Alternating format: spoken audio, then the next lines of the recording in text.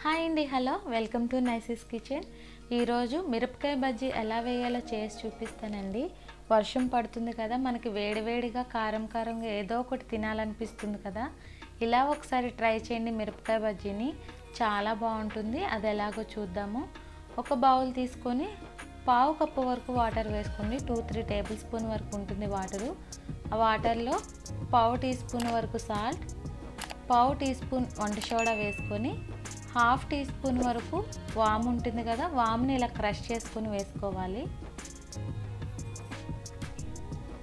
అలాగే పావు tea spoon వరకు కారంని వేసుకొని ఒకసారి ఇలా స్పూన్తో కలుపుకోవాలి. ఇలా కలుపుకున్న తర్వాత 1 కప్పు వరకు శనగపిండిని వేసుకోండి. అలాగే 1 టేబుల్ స్పూన్ వరకు బియ్య పిండిని వేసుకొని ఒకసారి మిక్స్ చేసుకోవాలి. ఇలా ఒకసారి కలుపుకున్న తర్వాత 1 టీ స్పూన్ వరకు ఆయిల్ని వేసుకోండి. ఆయిల్ని యాడ్ చేయడం వల్ల మనం చేసే మిరపకాయ బజ్జీ అనేది చాలా బాగా వస్తుందండి. తప్పకుండా ఆయిల్ని వేసుకోండి. ఇలా వేసుకున్న తర్వాత చేత్తోనే కలుపుకోండి పిండిని. మనం చేత్తో కలుపుకోవడం వల్ల పిండి అనేది సాఫ్ట్గా ఉంటుందండి, చాలా బాగుంటుంది. మనం ఇడ్లీ పిండి ఎలా కలుపుకుంటామో అలానే కలుపుకోవాలి. ఇలా 2-3 మినిట్స్ వరకు బీట్ చేసుకోండి బాగా. ఇలా బీట్ చేసుకోవడం వల్ల మనం చేసే బజ్జీ అనేది పర్ఫెక్ట్గా వస్తుంది. చూసారా, బ్యాటర్ అనేది ఇలా ఉండాలి. తర్వాత పక్కన పెట్టేసుకోండి. తర్వాత ఒక మిక్సీ జార్ తీసుకొని 2 టేబుల్ స్పూన్ వరకు వామన్ తీసుకొని 3 టేబుల్ స్పూన్ వరకు పుట్నాల పప్పు ఉంటుంది కదా తీసుకోవాలి. అలాగే కొంచెం సాల్ట్ వేసి గ్రైండ్ చేసుకోండి. మెత్తగా గ్రైండ్ చేసుకోవాలి పౌడర్ లాగా. ఇలా పౌడర్లా చేసుకున్న తర్వాత పక్కన పెట్టేసుకోండి. బజ్జీ మిరపకాయలు ఉంటాయి కదా, అవి తీసుకొని చివర్లో కొంచెం కట్ చేసి ఇలా మధ్యలో ఘాట్లు పెట్టుకోవాలి. పెట్టుకున్న తర్వాత లోపల సీడ్స్ ఉంటే మాత్రం తీసేసుకోండి, లేకపోతే ఏమీ లేదు. సీడ్స్ ఉంటే కారం ఎక్కువగా ఉంటుంది, పిల్లలు తినడానికి బాగా కారంగా ఉంటుంది కదా. సీడ్స్ అనేవి తీసేసుకోండి. నాకైతే ఈ మిర్చిలో సీడ్స్ అనేవి చాలా తక్కువగా ఉన్నాయి.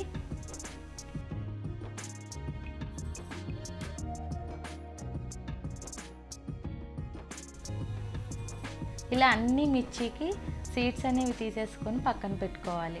మనం ముందుగా మిక్సీకి వేసుకున్నాం కదా వాము పుట్నాల పప్పు పౌడరు, నేను 2 టేబుల్ స్పూన్ వరకు ఒక బౌల్లో తీసుకున్న పౌడరు, హాఫ్ టేబుల్ స్పూన్ వరకు వాటర్ని వేసుకొని మెత్తగా ఇలా కలుపుకోవాలి. మరీ ఎక్కువగా వాటర్ వేసుకొని పేస్ట్లా చేసుకోవద్దండి. ఇలా గట్టిగా కలుపుకున్న తర్వాత మనం ముందుగా ఘాట్లు పెట్టుకొని ఉంచుకున్నాం కదా, ఆ మిర్చిలోకి దీన్ని స్టఫ్ చేసుకోవాలి.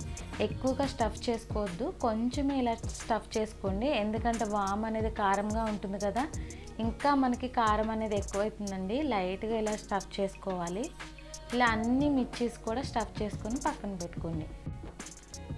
మనం ముందుగా శనగపిండి కలిపి పక్కన పెట్టుకున్నాం కదా, ఆ పిండిలో మిరపకాయ బజ్జీని ఇలా డిప్ చేసుకొని గిన్నెకి ఇలా రాసుకొని తీసుకోండి. మిరపకాయ అనేది కనిపిస్తే మనకు చూడడానికి బాగుంటుంది, మిరపకాయ కూడా లోపల వరకు వేగుతుంది. ఆయిల్ హీట్ అయిన తర్వాత మీడియం ఫ్లేమ్లో పెట్టేసుకొని ఈ మిరపకాయలని ఫ్రై చేసుకోవాలి. ఇలా సగం వేగిన తర్వాత వీటిని ఒక ప్లేట్లోకి తీసేసుకోండి. మళ్ళీ తర్వాత వీటిని మళ్ళీ ఫ్రై చేసుకోవాలి. తర్వాత మిగిలిన మిరపకాయలను కూడా వేసుకొని మీడియం ఫ్లేమ్లో పెట్టుకొని ఫ్రై చేసుకోవాలి.